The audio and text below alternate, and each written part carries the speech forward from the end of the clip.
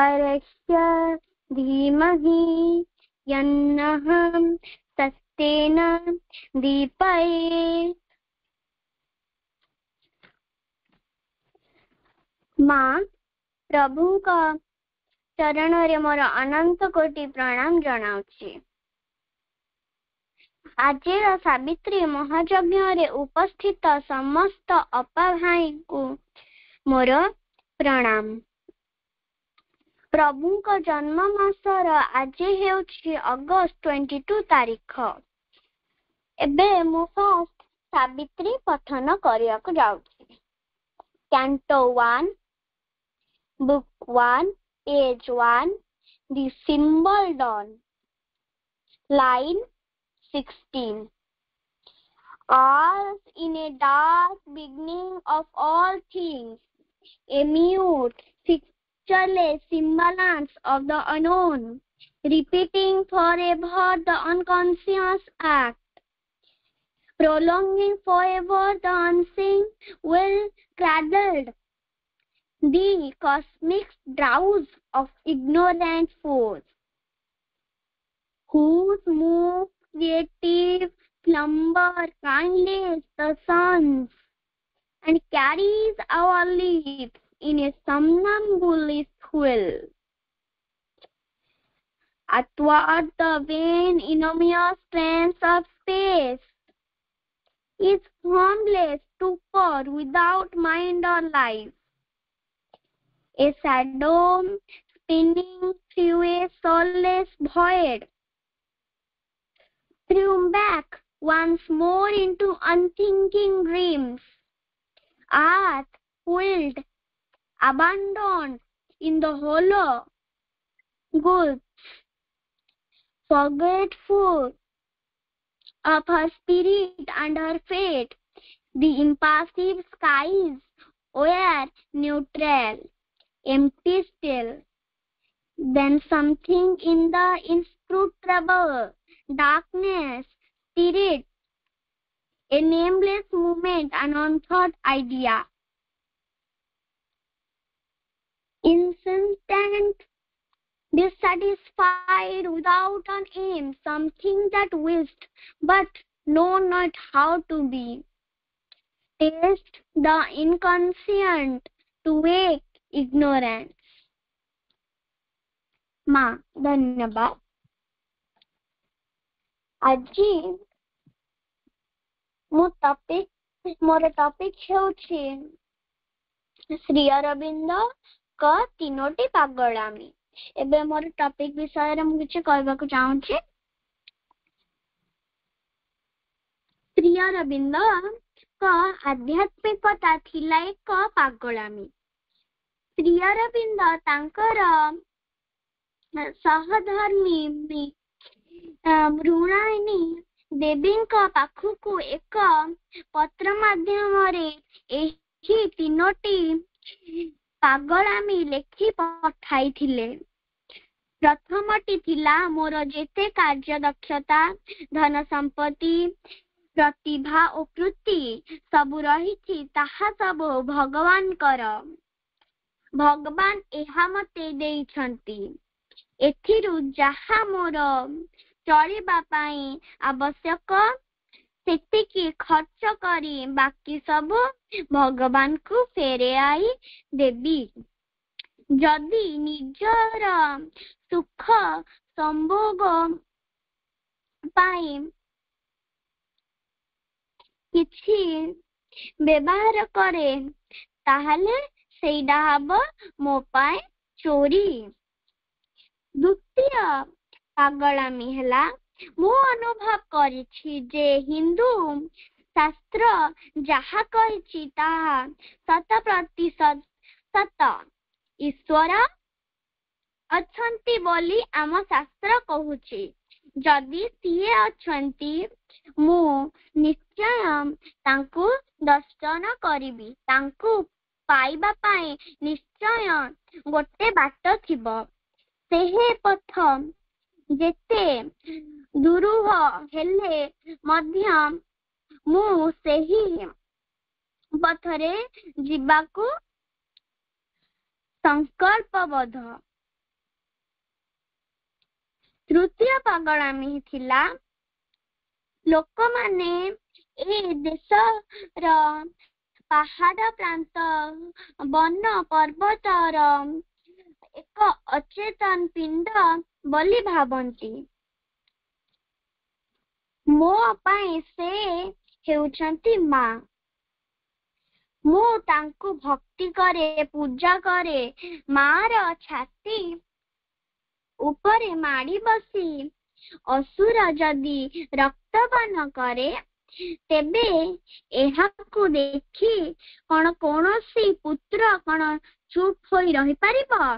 कौन खाली खाई पी मौज मस्ती से दिन काटी पारिबो? ना ता माँ को जाइकी उद्धार करिबो। मु जाने ए पतित जाति को उद्धार करिबार शक्ति मोठारे अछि। एहा शारीरिक नुहे ज्ञान शक्ति। एही भावना एही पागलामी एही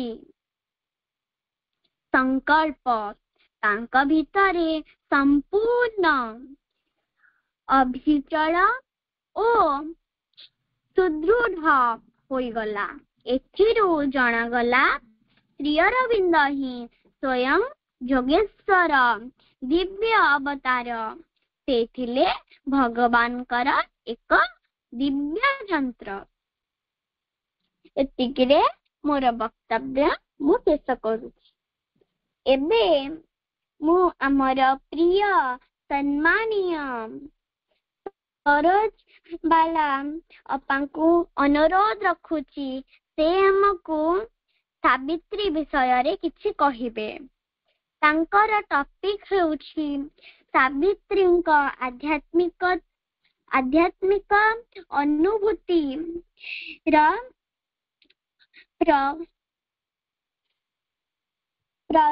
प्रकाश ओ बंची रहिबा बाट प्रेम ओ एकत्वर अनुभूति अनुभव। अपा प्रणाम। आपण हमको ये टॉपिक विषय रे किछि कहंतु। Thank you.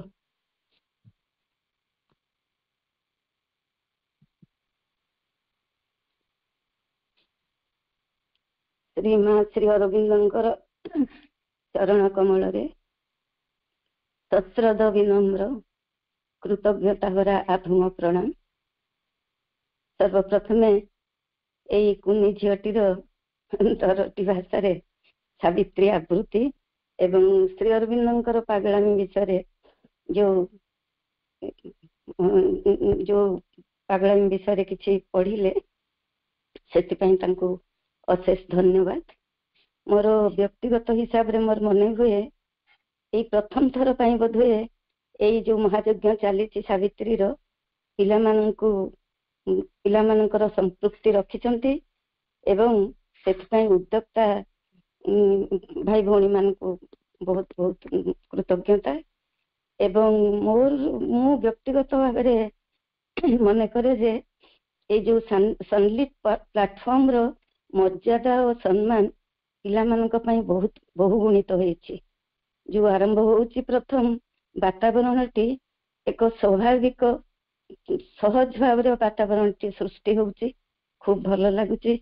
मां को पाखरे पिला माने फूल भली फुटी उठंतु। एही मोर आंतरिक प्रार्थना मां को पाखरे आ पिला मान को मोर शेष कल्याण और स्नेह। वर्तमान आमे विषयटी को आलोच्य विषयटी को आरंभ करिबा। झील कही सारी तेणु वर्तमान एक क्षुद्र ब्रीफ इंट्रोडक्शन किंबा गोटे एक क्षुद्र स्वल्प उपक्रमणिका देकी तापर मु विषय को जीवी। व्यासंक किंवदंती अनुसारे सावित्री एक असाधारण आध्यात्मिक संपन्न नारी थिले। व्यासंक किंवदंती अनुसारे किंतु से जने अवतार रूप रे पृथ्वी को आसी नथिले। से जने अवतार रूप रे पृथ्वी को आसीथिले तार कोनोसी उल्लेख नाही।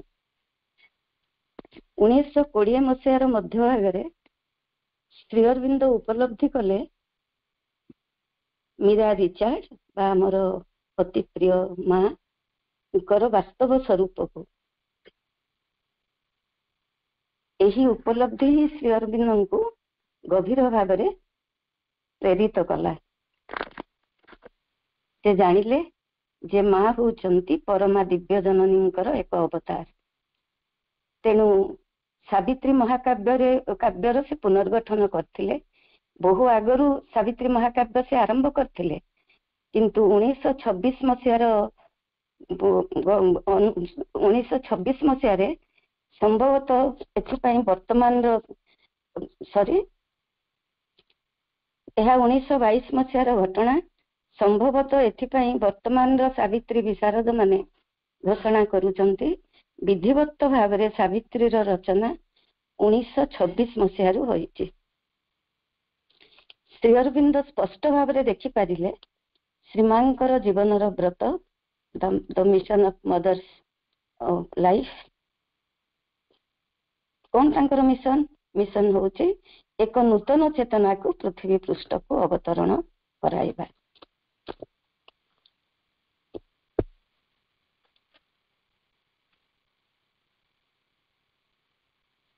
वर्तमान विवर्तन विषय किसी कहिबी।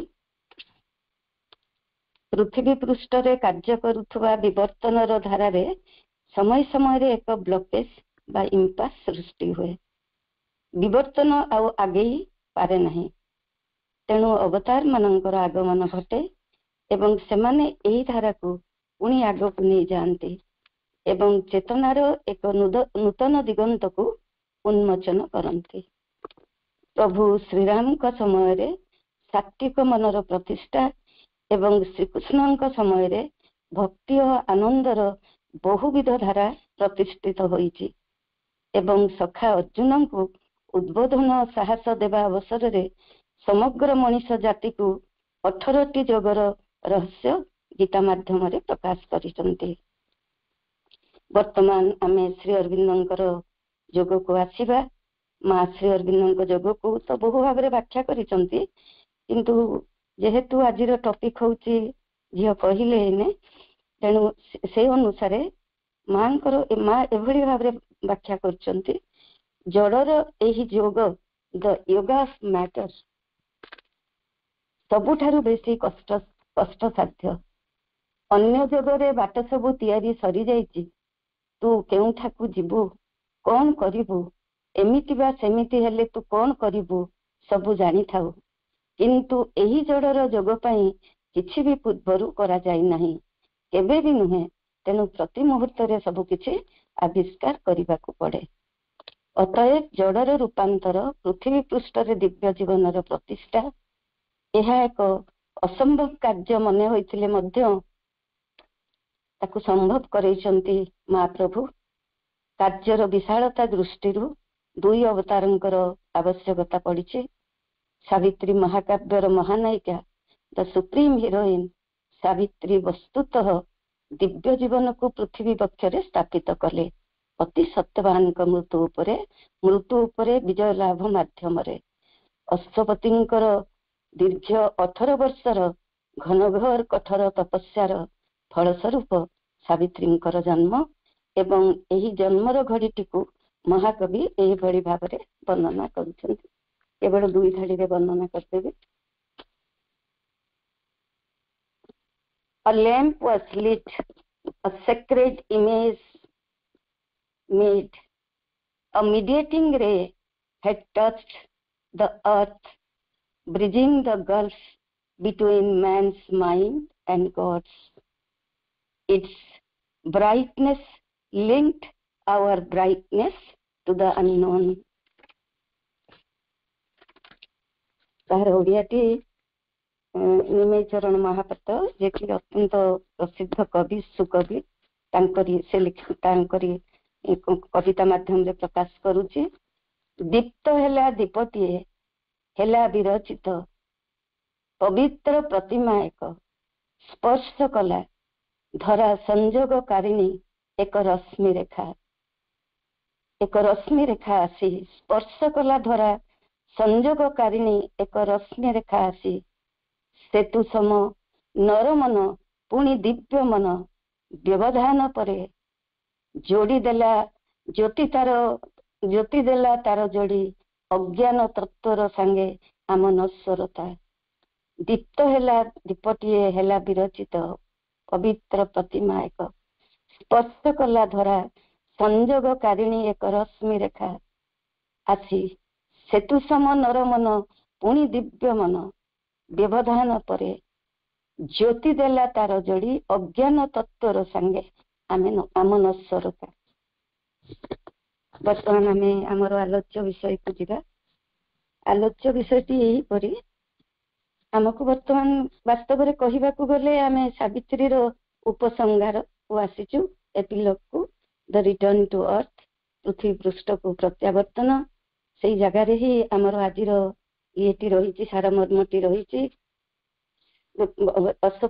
ସାବିତ୍ରୀଙ୍କର ସମଗ୍ର ଆଧ୍ୟାତ୍ମିକ ଅନୁଭୂତିର ପରିପ୍ରକାଶ। କଣ ପରିପ୍ରକାଶ? ପରିପ୍ରକାଶ ହଉଛି ଯେ ବଞ୍ଚିବାଟା ହିଁ ହେଲା ଏକତ୍ଵ, ପ୍ରେମ ଏବଂ ଏକତ୍ଵର ମିଳନ। ପ୍ରେମ ଏବଂ ଏକତ୍ଵ ଯୋଗେ ହିଁ ଜଣେ ଠିକ ଭାବରେ ବଞ୍ଚିପାରେ। ଏହା ହିଁ ତାଙ୍କର ଟପିକଟା ଥିଲା। ତେଣୁ ବର୍ତ୍ତମାନ ଆମେ ଏଇ ଦ ରିଟର୍ନ ଟୁ ଦ ଅର୍ଥକୁ ଆମେ ଆସିବା। କାଲି ଅପା ବହୁତ ବର୍ଣ୍ଣନା କରିଛନ୍ତି, ଟିକେ ବି ୟାକୁ ଟଚ୍ କରିଥିଲେ କାଲି। ସବୁ ତପସ୍ୟା ସରିଯାଇଛି। ସାବିତ୍ରୀଙ୍କର ବହୁ ତପସ୍ୟା, ପ୍ରଭୁଙ୍କର ତପସ୍ୟା ବଳରେ ସାବିତ୍ରୀଙ୍କର ଜନ୍ମ ଏବଂ ସାବିତ୍ରୀଙ୍କ ଜନ୍ମ ପରେ ପରେ ତାଙ୍କର ବହୁ ତପସ୍ୟା ଆମେ କ୍ରମାନ୍ୱୟରେ ଆଲୋଚନା ହେଇ ଚାଲିଛି। ବର୍ତ୍ତମାନ ଯୋଉ ମୁଁ ବର୍ଣ୍ଣନା କରିବି, ଏହାର ପଟଭୂମିଟି ହଉଛି ସେଇ ବନାନୀ, ଯୋଉ ବନାନୀ ଦିନେ ଥିଲା ସାବିତ୍ରୀଙ୍କର ଘର ସଂସାରର ସ୍ୱର୍ଗସମ ଘର ସଂସାର ଯୋଉ ସେ ତିଆରି କରିଥିଲେ, ସେଇ ବନାନୀ ଭିତରେ ପଟଭୂମି ହଉଛି ସେଇ ବନାନୀ, ସେଇ ସ୍ଥାନ। କିନ୍ତୁ ତଫାତ୍ ହଉଛି, ସେତେବେଳେ ଯୋଉ ଦିନ ସତ୍ୟବାନଙ୍କର ମୃତ୍ୟୁ ଘଟିଥିଲା, ସେଦିନର ଯୋଉ ଘଟଣାଟି ଘଟିଥିଲା, ବର୍ତ୍ତମାନ ମୁଁ ବର୍ଣ୍ଣନା କରିବାକୁ ଯାଉଛି, ତାହା ସମ୍ପୂର୍ଣ୍ଣ ଭାବରେ ରୂପାନ୍ତରିତ ହେଇଛି ଘଟଣାଟି। ଏବଂ ଆସିଛନ୍ତି ସତ୍ୟବାନ ସାବିତ୍ରୀ ଉଭୟ ଫେରିଛନ୍ତି। ଆଉ ଯେତେବେଳେ ସେମାନେ ଜଳ ଜଗତରୁ ଯାତ୍ରା ଆରମ୍ଭ କରିଥିଲେ, ସୂକ୍ଷ୍ମରୁ ସୂକ୍ଷ୍ମତର ଜଗତ ଭିତରେ ଯାଇ ସାବିତ୍ରୀ ଯମଲୋକରେ ଯମଙ୍କୁ ଭେଟି, ମୃତ୍ୟୁର ଦେବତାଙ୍କୁ ଭେଟି, ପୁଣି ଇଟର୍ନାଲ ଡେ ର ରାଜ୍ୟକୁ ପ୍ରବେଶ କରି ପୁଣି ଫେରି ଆସିଛନ୍ତି। ତେଣୁ ଏଇ ଯୋଉ ଘଟଣାଟି ଯେତେବେଳେ ହୁଏ, ମଣିଷ ତାର ଯୋଉ ବର୍ତ୍ତମାନ ଯୋଉ ସାଧାରଣ ଚେତନାରେ ଏସବୁ ସ୍ତରକୁ କେବେ ହେଲେ ଯାଇପାରେନି। ତେଣୁ ସେ ସମାଧିସ୍ଥ ଅବସ୍ଥାରେ ପ୍ରାୟ ଯାଆନ୍ତି। ତେଣୁ ବର୍ଣ୍ଣନା ପ୍ରଥମ କବି କରୁଛନ୍ତି, out of abysmal trance her spirit woke, lain on the earth mother's calm inconscient breast, she saw the green clad branches lean above, guarding her sleep with their enchanted life, and overhead a blue-winged ecstasy fluttered from bough to bough with high-pitched call.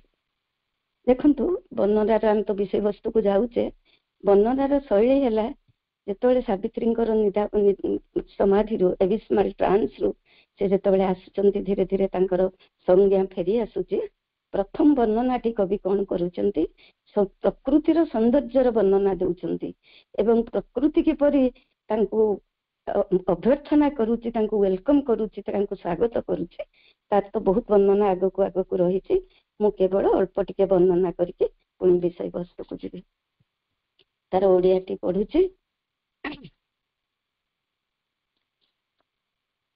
ସାବିତ୍ରୀଙ୍କ ଆତ୍ମା ଗହନ ସମାଧି ଅବସ୍ଥା ମଧ୍ୟରୁ ଜାଗ୍ରତ ହେଲେ। ଧରିତ୍ରୀ ମାତାଙ୍କର ଶାନ୍ତ ନିଶ୍ଚେତନ ବକ୍ଷରେ ଶୋଇ ରହି ଉର୍ଦ୍ଧର ହରିତାଲ ଶାଖାରାଜି ତାଙ୍କ ଉପରେ ଆନତ ହୋଇ ସେସବୁର ମନ୍ତ୍ର ପୂତ ଜୀବନୀ ଶକ୍ତି ସହାୟତାରେ ତାଙ୍କ ସୁକ୍ତିକୁ ସୁରକ୍ଷିତ କରୁଥିଲା ଏବଂ ତାଙ୍କ ମସ୍ତକର ଉର୍ଦ୍ଧ୍ୱରେ ଏକ ନୀଳ ପକ୍ଷଧାରୀ ଉଲ୍ଲାସ ପଞ୍ଚମ ତାନରେ ଗାୟନ କରି ବୃକ୍ଷରାଜିର ଶାଖାରୁ ଶାଖାନ୍ତର ପକ୍ଷ ସଞ୍ଚାଳନ କରି ତରଙ୍ଗିତ ହୋଇ ଚାଲିଥିବା ସେ ଦେଖିଲେ। ଏଇଟା ହଉଛି ତାଙ୍କର ପ୍ରକୃତିର प्रकृति केमती तांको वेलकम करूची बा स्वागत करूचे तार एक अल्प हिसाब रे मो वर्णना कली तापरे कोन होची से कहउचंती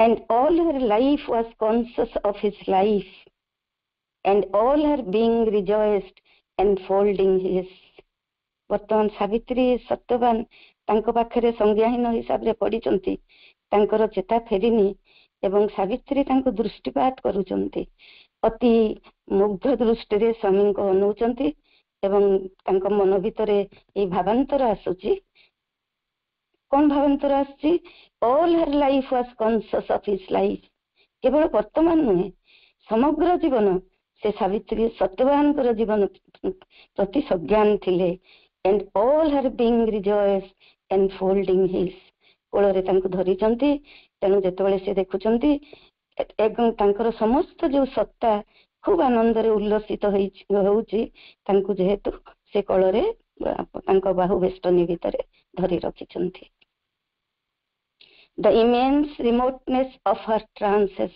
पास्ट वर्तमान सावित्री जेहेतु सज्ञान जदियो हेइथिले पूर्ण भाव रे हेइ नथिले वर्तमान पूरा तांकर जो समाधिस्थ अवस्था दूर हो जाइछि वर्तमान से होचंती human she was once more earth Savitri वर्तमान से होचंती से मानवी सावित्री पृथ्वीर Savitri yet felt in her in illimitable change किंतु वर्तमान कोन होची सावित्री भितरे जदियो से पृथ्वी वक्ष को आसचंती जदियो से मानवी रूप रे निज को ग्रहण करि नै चंती किंतु तथापि से निज आड़ को दृष्टिपात करूचंती एवं देखुचंती जे तांको भितरे एक असीम परिवर्तन लक्षण कोन लक्षण a power dwelt in her soul too great for earth a bliss lived in her heart too large for heaven light too intense for thought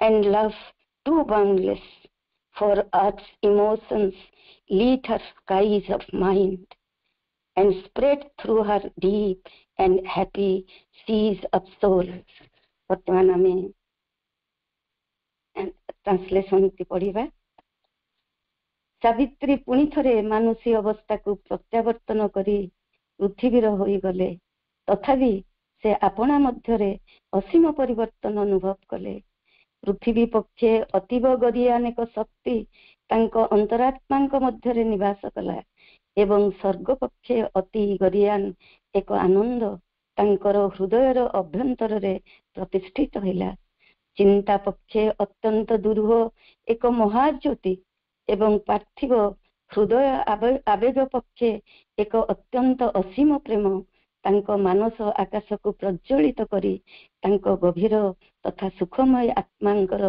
सिंधुराजी मध्यरे विच्छुरित हैला नेक्स्ट को जिबा पुनी आउ कोन तांकर अधिक होउची ई परिवर्तन a marvellous voice of silence breathe his its thoughts all things in time and space she had taken for हर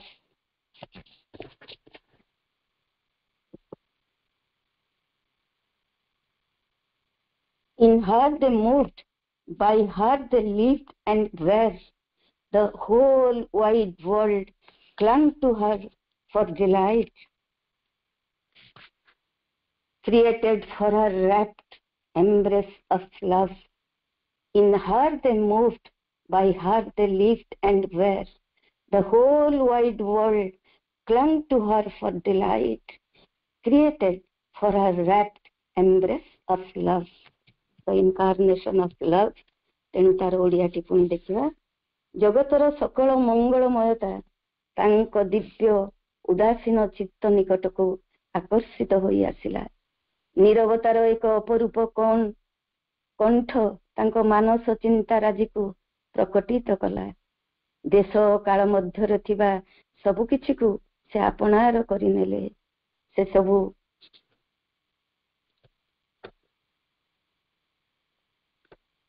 से सबू तांको मध्यरे गतिशील होई तांको द्वारा जीवन धारण करी अस्तित्व लाभ कले तांको विमुग्ध ପ୍ରେମର ଆଲିଙ୍ଗନ ମଧ୍ୟରେ ରହିବା ଲାଗି ସୃଷ୍ଟ ହୋଇଥିବା ଅଖିଳ ବ୍ରହ୍ମାଣ୍ଡ ଆନନ୍ଦ ସକାଶେ ତାଙ୍କର କୋଳାଗ୍ରତ ହେଲା। ବର୍ତ୍ତମାନ ଏଇଠି ସରିଗଲା ପରେ ଆଉ ବହୁତ ବର୍ଣ୍ଣନା ସବୁ କରାହେଇଛି, ଆପଣ ସବୁ ନିଜେ ତାକୁ ଶ୍ରଦ୍ଧାରେ ପଢିବେ। ବହୁତ ଚମତ୍କାର, ବହୁତ ଅପୂର୍ବ। ଯଦିଓ ଏହା ନେରେଟିଭ ପୋଏଟ୍ରି, ଏଥିରେ ବିଶେଷ କିଛି ଆଧ୍ୟାତ୍ମିକ ତତ୍ଵର ଉଲ୍ଲେଖ ନାହିଁ, କିନ୍ତୁ ଆକୁ ପଢିଲା ବେଳେ ଆପଣଙ୍କ ଭିତରେ ଏକ ଆନନ୍ଦର ଗୋଟେ ସୁଅ ବୋହି ଚାଲିବ। ଆପଣ ନିଜକୁ ନିଜେ ମାନେ ଇଏ କରିପାରିବେନି, ରେଜିଷ୍ଟ କରିପାରିବେନି। ଆପଣ ଆକୁ ସମ୍ପୂର୍ଣ୍ଣ ଶେଷ ନ କଲା ପର୍ଯ୍ୟନ୍ତ ଏଇ ଯୋଉ କାଣ୍ଠଟି ଆପଣ ଜମା ରହିପାରିବେନି, ଏତେ ଚମତ୍କାର। କିନ୍ତୁ ମୁଁ ତ ସବୁ କିଛି କହିପାରିବିନି, ତେଣୁ ଯାହା ଯାହା ଇମ୍ପୋର୍ଟାଣ୍ଟ ତାକୁ ତାହା ହିଁ ମୁଁ କହୁଛି। ବର୍ତ୍ତମାନ ତାପରେ ସେ କଣ କଲେ, ବର୍ତ୍ତମାନ ସେ ସ୍ୱାମୀଙ୍କ ଆଡକୁ ଅନଉଛନ୍ତି, ସେ ଦେଖୁଛନ୍ତି, ତଥାପି ସେ ସେମିତି ସଂଜ୍ଞାହୀନ ହେଇକି ପଡିଛନ୍ତି। ଏବଂ ଧୀରେ ଧୀରେ ସେ କଣ କଲେ ନା ତାଙ୍କ ପ୍ରିୟତମଙ୍କର ମୁଦ୍ରିତ ନୟନ ଯୁଗଳ ଉପରେ ତାଙ୍କର ପ୍ରେମର ସ୍ପର୍ଶ ପ୍ରଲେପ ଦ୍ୱାରା ସତ୍ୟବାନଙ୍କ ମନକୁ ତାଙ୍କ ନିକଟକୁ ଫେରାଇ ଆଣିବା ଲାଗି ଆନତ ହେଲେ। ଦେଖନ୍ତୁ, ମନ ଦେଇକି ଶୁଣନ୍ତୁ। କିନ୍ତୁ ସେ ଅନତି ବିଳମ୍ବେ ତାଙ୍କ ପ୍ରିୟତମଙ୍କର ମୁଦ୍ରିତ ନୟନ ଯୁଗଳ ଉପରେ ତାଙ୍କ ପ୍ରେମର ସ୍ପର୍ଶ ପ୍ରଲେପ ଦ୍ୱାରା ସତ୍ୟବାନଙ୍କ ମନକୁ ତାଙ୍କ ନିଜ ନିକଟକୁ ଫେରାଇ ଆଣିବା ଲାଗି ଆନତ ହେଲେ। ବର୍ତ୍ତମାନ ତାଙ୍କ ଅଟଳ ଆନନ୍ଦର ସ୍ତବ୍ଧ ଦୃଷ୍ଟି ସ୍ଥିର ପ୍ରତିଷ୍ଠିତ ହୋଇ ରହିଲା। ବର୍ତ୍ତମାନ ତାଙ୍କର କୌଣସି ଆକୁଳତା ରହିଲା ନାହିଁ। ତାଙ୍କ ଦୃଷ୍ଟି ଅସୀମ ଆନନ୍ଦ କିମ୍ବା ଅନ୍ତିମ ପରିତୃପ୍ତିର ପରାକାଷ୍ଠା ପ୍ରାପ୍ତ ହୋଇ ଦେବତା ମାନଙ୍କର ଆନନ୍ଦ ଆକୁତି ସଦୃଶ ବିଶୁଦ୍ଧ ଓ ଆବେଗରେ ଆପ୍ଲୁତ ହୋଇ ଉଠିଲା। ଏଠି ବର୍ତ୍ତମାନ ଯୋଉ ଆମେ ସାବିତ୍ରୀଙ୍କର ଯୋଉ ଚେଞ୍ଜ ପଢିଲୁ, ଯୋଉ ଆମେ ତାଙ୍କର ପରିବର୍ତ୍ତନ ଟିକେ ଆଗରୁ ଆମେ ପଢିଲୁ, ବର୍ତ୍ତମାନର ସେଇ ପରିବର୍ତ୍ତନର ଆଉ ଏକ ଲକ୍ଷଣ ଆମେ ଏଠି ଦେଖିବା। ସେ କଣ କଲେ, ଡେରି ନ କରିକି ପ୍ରିୟତମଙ୍କର ସତ୍ୟବାନଙ୍କର ତାଙ୍କର ଯୋଉ ଆଖି ନୟନ ଯୁଗଳ ମୁଦି ହୋଇ ଯାଇଥିଲା, ସେ ତାଙ୍କର ଧୀରେ ଧୀରେ ସେ ଆଖି ପତା ଉପରେ ନିଜର ହସ୍ତ ଚାଳନା କଲେ ଏବଂ ତାଙ୍କର ସ୍ପର୍ଶ ଦ୍ୱାରା ସେ ସତ୍ୟବାନଙ୍କ ମନକୁ ତାଙ୍କ ନିକଟକୁ ଫେରାଇ ଆଣିବା ଲାଗି ଆନତ ହେଲେ। ସେ ମୁହଁକୁ ତଳକୁ କଲେ। ତାଙ୍କ ମନରେ କେବଳ ଏକମାତ୍ର ଏଇ କଥା ଥିଲା ଯେ ତାଙ୍କର ସ୍ପର୍ଶ ଦ୍ୱାରା ସେ କେମିତି ସତ୍ୟମାନଙ୍କର ମନ ତ ବର୍ତ୍ତମାନ ସଂଜ୍ଞାହୀନ ହେଇକି ପଡିଛି, ତାକୁ ସଂଜ୍ଞାକୁ ଆଣିବା ପାଇଁ ସେ ବର୍ତ୍ତମାନ କଣ କଲେ, ତାଙ୍କ ମନକୁ ନିଜ ନିକଟକୁ ଆକୃଷ୍ଟ କଲେ। ବର୍ତ୍ତମାନ ତାଙ୍କ ଅଟଳ ଆନନ୍ଦର ସ୍ତବ୍ଧ ଦୃଷ୍ଟି ସ୍ଥିର ପ୍ରତିଷ୍ଠିତ ହେଇକି ରହିଲା। ବର୍ତ୍ତମାନ ତାଙ୍କ ଭିତରେ ଯୋଉ ଆନନ୍ଦ, ସେ କହୁଛନ୍ତି ଅଟଳ ଆନନ୍ଦ, ଯାହା ଟଳେନି, ଡିଟରମିନ ଆନନ୍ଦର ସ୍ତବ୍ଧ ଦୃଷ୍ଟି ସ୍ଥିର ପ୍ରତିଷ୍ଠିତ ହୋଇ ରହିଲା। ସେ ପୁରା ସ୍ଥିର ହେଇକି ତାଙ୍କ ଆଖିକୁ ସ୍ତବ୍ଧ ଦୃଷ୍ଟି ନେଇକି ଅନେଇଲେ। ବର୍ତ୍ତମାନ ତାଙ୍କର ଅନ୍ୟ କୌଣସି ଆକୁଳତା ରହିଲା ନାହିଁ। ବର୍ତ୍ତମାନ ତାଙ୍କ ଭିତରେ ଆଗରୁ ଯୋଉ ସ୍ୱାମୀଙ୍କ ପ୍ରତି ପ୍ରେମର ଯୋଉ ଆକୁଳତା ଥିଲା, ସେ ସବୁ କିଛି ରହିଲାନି। ତାଙ୍କ ଦୃଷ୍ଟି ଅସୀମ ଆନନ୍ଦ କିମ୍ବା ଅନ୍ତିମ ପରିତୃପ୍ତିର ପରାକାଷ୍ଠା ପ୍ରାପ୍ତ ହୋଇ ତାଙ୍କର ଯୋଉ ଦୃଷ୍ଟି, ସେ ଦୃଷ୍ଟିରେ ବର୍ତ୍ତମାନ ଅସୀମ ଆନନ୍ଦ ଏବଂ ଅନ୍ତିମ ପରିତୃପ୍ତିର ପରାକାଷ୍ଠା। କେବଳ ତାଙ୍କର ଆକୁଳତା କିଛି ନଥିଲା, କିନ୍ତୁ କବି ବର୍ଣ୍ଣନା କରୁଛନ୍ତି ସେ ଦୃଷ୍ଟିରେ ଏକ ଅନଲିମିଟେଡ ଜୟ, ଯାହାକୁ କି ଏଇଟା ହିଁ ରହିଥିଲା ଏବଂ ଅନ୍ତିମ ପରିତୃପ୍ତିର ପରାକାଷ୍ଠା। ସେ ପରମ ସନ୍ତୋଷ ଲାଭ କରୁଥିଲେ। ତାର ମାନେ ଏଠି ଦ ଏପିଟମ୍ ଅଫ ଯାହାକୁ ଆମେ କହିବା ଅନ୍ତିମ ପରିତୃପ୍ତିର ପରାକାଷ୍ଠା ପ୍ରାପ୍ତ ହୋଇ ଦେବତା ମାନଙ୍କ ଆକୁତି ସଦୃଶ ବର୍ତ୍ତମାନ ତାଙ୍କ ଭିତରେ ଗୋଟେ ଆକୁତି ସୃଷ୍ଟି ହେଲା। ଯୋଉ ଆକୁତି ମାନେ ଆକୁଳତା, ସେ କେମିତି ସଦୃଶ, ସେଇ ଯୋଉ ଆକୁଳତାକୁ ସେ କହୁଛନ୍ତି ସଦୃଶ ବିଶୁଦ୍ଧ ଓ ଆବେଗରେ ଆପ୍ଲୁତ ହୋଇ ଉଠିଲା। ଏଠି ବର୍ତ୍ତମାନ ଏଠି ତ ଆକୁତି କଥା କହିଲେ ଯେ ତାଙ୍କର ଆକୁଳତାକୁ, କିନ୍ତୁ ପରବର୍ତ୍ତୀ ଇଏରେ ଅବସ୍ଥାରେ ଆମେ ଦେଖିବା ସେ ତାଙ୍କର କାମନାକୁ ବି ଏଇଭଳି ଭାବରେ ବର୍ଣ୍ଣନା କରୁଛନ୍ତି। ତେଣୁ ବର୍ତ୍ତମାନ ତାଙ୍କ ଯୋଉ ଇଏରେ ତାଙ୍କର ଯୋଉ ଆବେଗ, ସେଟା ଦେବତା ମାନଙ୍କର ଆବେଗ ତ ନୁହଁ, ପ୍ରବେଗ, ଦେବତା ମାନଙ୍କର ପ୍ରବେଗ ତୁଲ୍ୟ ଥିଲା। ବାସନା ତାର ପକ୍ଷ ଉଦ୍ବେଳିତ କଲା ନାହିଁ, କାରଣ ସ୍ୱର୍ଗ ମର୍ତ୍ତ୍ୟଭୂମି ଉପରେ ତାର ସମ୍ପୂର୍ଣ୍ଣ ନିୟନ୍ତ୍ରଣ ଜାରି କରିବା ସକାଶେ ଏବଂ ପୃଥିବୀକୁ ସର୍ବାଙ୍ଗରେ ଆଲିଙ୍ଗନବଦ୍ଧ କରିବା ସକାଶେ ପୃଥିବୀ ଉପରେ ଆନତ ହେବା ସଦୃଶ ସବୁକିଛି ଉପରେ ସ୍ୱର୍ଗୀୟ ରଶ୍ମି ତରଣ ସଦୃଶ ଆନତ ହୋଇ ରହିଲା। ବର୍ତ୍ତମାନ ସେ କଣ କହୁଛନ୍ତି? ବାସନା ତାର ପକ୍ଷ ଉଦ୍ବେଳିତ କଲା ନାହିଁ। ଏଠି କାମନା ବାସନା କଥା ଆସିଲା। ଆଦୌ ସେ ଉଦ୍ବେଳିତ ତାଙ୍କୁ ବିଚଳିତ କଲା ନାହିଁ। କାହିଁକି କଲା ନାହିଁ? କାରଣ ସ୍ୱର୍ଗ ମର୍ତ୍ତ୍ୟଭୂମି ଉପରେ ତାଙ୍କର ସମ୍ପୂର୍ଣ୍ଣ ନିୟନ୍ତ୍ରଣ ଜାରି କରିବା ସକାଶେ ବର୍ତ୍ତମାନ ଯୋଉ ସ୍ୱର୍ଗକୁ ସେ ମର୍ତ୍ତ୍ୟଭୂମିକୁ ଓହ୍ଲେଇ ଆଣିଛନ୍ତି। କାହିଁକିନା ସେ ଯାଇଛନ୍ତି ଯୋଉ ମର୍ତ୍ତ୍ୟଭୂମିର ଯୋଉ ସବୁ ଲ ବା ଯୋଉ ବିଧାନ ଡେଥର ଯୋଉ law of death, law of ignorance, law of fate, ଏଗୁଡିକ ସବୁ ବର୍ତ୍ତମାନ ତାଙ୍କ ପାଇଁ ଚେଞ୍ଜ ହେଇଯାଇଛି। ତେଣୁ ସ୍ୱର୍ଗ ମର୍ତ୍ତ୍ୟଭୂମି ଉପରେ ତାଙ୍କର ସମ୍ପୂର୍ଣ୍ଣ ନିୟନ୍ତ୍ରଣ ଜାରି କରିବା ସକାଶେ ଏବଂ ପୃଥିବୀକୁ ସର୍ବାଙ୍ଗରେ ଆଲିଙ୍ଗନବଦ୍ଧ କରିବା ସକାଶେ ପୃଥିବୀ ଉପରେ ଆନତ ହେବା ସଦୃଶ ସବୁକିଛି ଉପରେ ସ୍ୱର୍ଗୀୟ ରଶ୍ମି ତରଣ ସଦୃଶ ଆବୃତ ହୋଇ ରହିଲା। ତେଣୁ ଏଇ ଯୋଉ ଭାବଟାକୁ ସେ ବର୍ଣ୍ଣନା କରୁଛନ୍ତି, ଏକ ସ୍ୱର୍ଗୀୟ ରଶ୍ମି ତୋରଣ ତାଙ୍କ ଉପରେ ମାନେ ଗୋଟେ କ୍ୟାନୋପି ଭଳିଆ ତାଙ୍କ ଦି ଜଣକା ଉପରେ ଆବୃତ କରିକି ରହିଲା, ଆନତ ହେଇକି ଆବୃତ କରିକି ରହିଲା। ଏବଂ ଏକ ପ୍ରଶାନ୍ତ ପୁଲକ ତଥା ବିଶାଳ ସ୍ୱର୍ଗୀୟ ନିରାପତ୍ତା ପରିବ୍ୟାପ୍ତ ହୋଇ ରହିଲା। ଏଇ ଯୋଉ ସ୍ୱର୍ଗ ଏବଂ ମର୍ତ୍ତ୍ୟର ଯୋଉ ଯାହାକୁ ସେ ଜୟଲାଭ କରିସାରିଛନ୍ତି ଏବଂ ସିଏ ତାହା ତଦ୍ୱାରା ହିଁ ତାଙ୍କ ଉପରେ କଣ ହେଲା? ଗୋଟେ ଆସ୍ତରଣ ଭଳିଆ ରହିଲା, ସ୍ୱର୍ଗୀୟ ରଶ୍ମିର ଏକ ତରଣ ସଦୃଶ ଆବୃତ ହେଇକି ରହିଲା ଏବଂ ତା ଭିତରେ ଏକ ନିରାପତ୍ତା ରହିଲା, ପ୍ରଶାନ୍ତ ପୁଲକ ରହିଲା ଏବଂ ବିଶାଳ ସ୍ୱର୍ଗୀୟ ନିରାପତ୍ତା ମଧ୍ୟ ଚାରିଆଡେ ବ୍ୟାପ୍ତ ହେଇକି ରହିଲା। ବର୍ତ୍ତମାନ ସାବିତ୍ରୀଙ୍କ ସ୍ପର୍ଶରେ ନିଦ ଭାଙ୍ଗିଗଲା ତାଙ୍କର। ଧୀରେ ଧୀରେ ଧୀରେ ଧୀରେ ସତ୍ୟବାନ କଣ କରୁଛନ୍ତି ନା ତାଙ୍କର ଚେତା ଆସିଯାଇଛି। ସେ ଚାରିଆଡକୁ ଦୃଷ୍ଟିପାତ କରୁଛନ୍ତି ଏବଂ ସାବିତ୍ରୀକୁ ଦେଖୁଛନ୍ତି ଏବଂ ସେ ଅସ୍ପଷ୍ଟ ସ୍ୱରରେ ତାଙ୍କର ବିସ୍ମୟର ଆବେଗରେ ସେ ଉଚ୍ଚାରଣ କରୁଛନ୍ତି ସାବିତ୍ରୀଙ୍କୁ ଦେଖିକି, ହେ ହିରଣ୍ମୟୀ ଜ୍ୟୋତିଧାରିଣୀ ଦେବୀ ଓ ମାନବୀ, ଅମୃତମୟୀ ସାବିତ୍ରୀ, ମୋ ଆତ୍ମାଙ୍କ ଜ୍ୟୋତ୍ସ୍ନା, ତୁମେ ମତେ କେଉଁଠାରୁ ତୁମ ପ୍ରେମର ଶୃଙ୍ଖଳରେ ବନ୍ଦୀ କରି ଏହି ଯେ ତୁମ ସୂର୍ଯ୍ୟ ଆଲୋକିତ ଆବେଷ୍ଟନୀ ମଧ୍ୟକୁ ଫେରାଇ ଆଣିଲ। କାରଣ ମୁଁ ନିଶ୍ଚିନ୍ତ ଭାବେ ତୁମ ସହିତ ଅଦ୍ଭୁତ ଜଗତ ସବୁରେ ଭ୍ରମଣ କରିଛି ଏବଂ ତୁମେ ସତତ ମୋର ଆତ୍ମାଙ୍କ ଅନୁଗାମୀ ଥିଲ ଏବଂ ଆମେ ଦୁହେଁ ମିଶି ଅନ୍ଧକାରର ଦ୍ୱାର ସବୁକୁ ତୁଚ୍ଛମଣି ଚାଲି ଆସିଲେ। ମୁଁ ସ୍ୱର୍ଗାନନ୍ଦ ଠାରୁ ମୁଖ ଫେରାଇ ଚାଲି ଆସିଛି କାରଣ ତୁମ ବ୍ୟତୀତ ସ୍ୱର୍ଗ ମୋ ପକ୍ଷରେ ତୁଚ୍ଛ। ସେ ଯୋଉ ମହାନ ଭୟାନକ ବିକଟ ରୂପଧାରୀ ଶୂନ୍ୟ ସତ୍ତା ତୁମ ମୋ ମଧ୍ୟରେ ଠିଆ ହୋଇ ବ୍ୟବଧାନ ସୃଷ୍ଟି କରୁଥିଲା, ଜଗତକୁ ମୃତ୍ୟୁ ଓ ନାସ୍ତି ବୋଲି ଦାବି କରୁଥିଲା ଏବଂ ଭଗବାନ ଓ ଅନ୍ତରାତ୍ମାଙ୍କୁ ମାନୁନଥିଲା, ସେ କେଉଁଠାକୁ ଚାଲିଗଲା। ବର୍ତ୍ତମାନ ଯେତେବେଳେ ଦେଖୁଛନ୍ତି ଏଇ ବର୍ଣ୍ଣନା ସେ ସାବିତ୍ରୀଙ୍କୁ ଦେଖିକି କରୁଛନ୍ତି, ତାଙ୍କୁ ସେଇଭଳି ଭାବରେ ଇଂରେଜୀରେ ଟିକେ ପଢିବା। ଲେଖୁଛନ୍ତି କବି, Whence hast thou brought me captive back, love chained to thee and sunlight's wall, O golden beam and casket of all sweetness, Savitri, Godhead and woman, moonlight of my soul. For surely I have travelled in strange worlds by thee companioned, a pursuing spirit. Together we have descended the gates of night.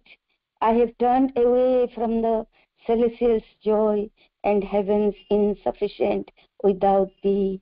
Where now has passed the formidable shape which rose against us, the spirit of the void, claiming the world for depth and nothingness, denying God and soul. এইଭଳି ଅବସ୍ଥାରେ ଯେତେବେଳେ ସେ ତାଙ୍କୁ ବର୍ଣ୍ଣନା କରିକି କହୁଛନ୍ତି, ସାବିତ୍ରୀ ତାଙ୍କୁ ଆଉ ଅଧିକ କହିଛନ୍ତି, କିନ୍ତୁ ସାବିତ୍ରୀ ବର୍ତ୍ତମାନ ତାଙ୍କୁ ଉତ୍ତର ଦେଲେ, ହେ ସତ୍ୟବାନ, ଆମର ବିଚ୍ଛେଦ ସ୍ୱପ୍ନ ମାତ୍ର ନୁହେଁ, ଆମେ ଦୁହେଁ ଏକାଠି ବଞ୍ଚି ରହିଛେ। ଆମ ଚତୁର୍ଦିଗକୁ ଚାହିଁ ଦେଖ, ଏହି ଆମ ଅପରିବର୍ତ୍ତିତ ସୁଖମୟ ନିବାସ ତଥା ସହସ୍ର ସହସ୍ର କଳରବରେ ପୂର୍ଣ୍ଣ ବନଭୂମି ଏବଂ ପତ୍ରାବଳୀ ମଧ୍ୟ ଦେଇ ବହି ଚାଲିଥିବା ସମୀରଣର ମର୍ମର ଧ୍ୱନି ଏହି ମରକତ ସବୁଜ ଶୋଭାର ଫାଙ୍କେ ଫାଙ୍କେ ଦେଖାଯାଉଥିବା ସାନ୍ଧ୍ୟ ଗଗନ ଯାହା ଆମ ଜୀବନର ଆଶ୍ରୟଦାତା, ଭଗବାନଙ୍କର ସୁନୀଳ ଚନ୍ଦ୍ରାତପ ଏବଂ ଦେଖ ହୃଦୟର ପ୍ରଫୁଲ୍ଲତା ସକାଶେ ଏଇ ବିହଙ୍ଗ କୂଳର ଚିତ୍କାର, ଯେଉଁମାନେ ଆମ ଏକଛତ୍ର